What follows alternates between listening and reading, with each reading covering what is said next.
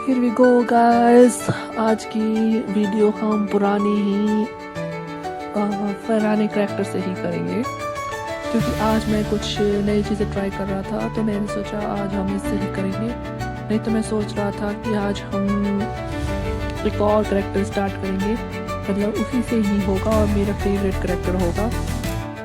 अगर मैं कभी भी कोई भी अगर इस अकाई में फंस जाऊँ तो मैं तो सोच रहा था कि मुझे उसी की तरह एबिलिटी और उसी की तरह वो मिल जाती पावर्स, या फिर उसी की तरह मैं रिइनकार्नेटेड होना पसंद करता, क्योंकि he is amazing. He was का मतलब क्या ही बोलूँ, वो अभी भी जिंदा है कि मैं मर, अब पता नहीं क्या ही बोलूँ उसमें। हाँ, तो मैं ये कह रहा था कि आज की हम शुरुआत करेंगे उसी पुराने करैक्टर को एडिटिंग करने से, क्योंकि मुझे कुछ नया ट्राई करना था, तो मैं इसीलिए यहाँ पर कुछ और ट्राई कर रहा था। तो देखते हैं हम क्या कर सकते हैं इसमें न्यू। तो उससे पहले हम अगर देखें तो आज हम इसकी एडिटिंग करेंगे। मुझे ध्यान नहीं गया था कि इतनी सारी एडिटिंग इसमें रह गई थी, फिर भी शेयरिंग से थोड़ा अच्छा लगने लगता है।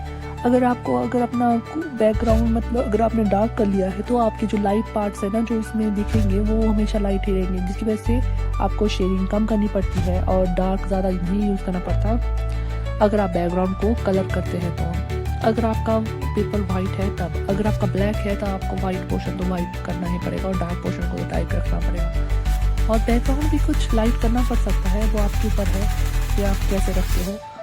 बाकी मैं देखूंगा, मैं अभी तो एडिटिंग करूंगा मैं उनमें कि उसमें किस में रहा है, और उसके बाद मैं लास्ट में आपको दिखाऊंगा best of the anime art works. उसके बाद मैं सोच रहा था कि कलर आर्ट वर्क भी स्टार्ट करूँ एनिमे का,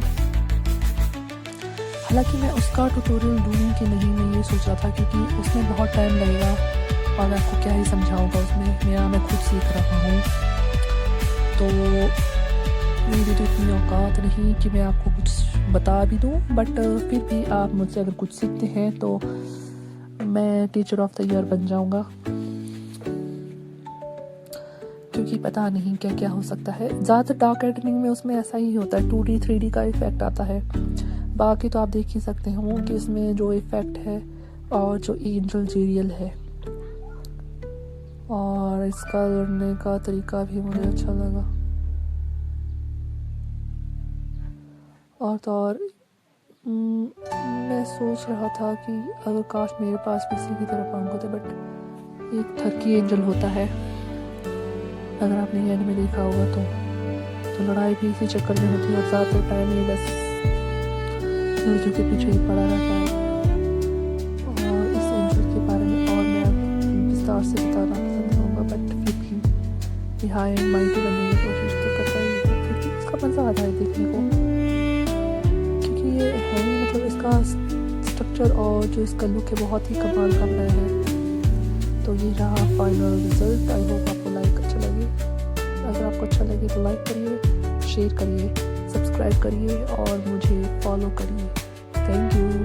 अमेजिंग। और न्यू करैक्टर भी कमेंट करिए।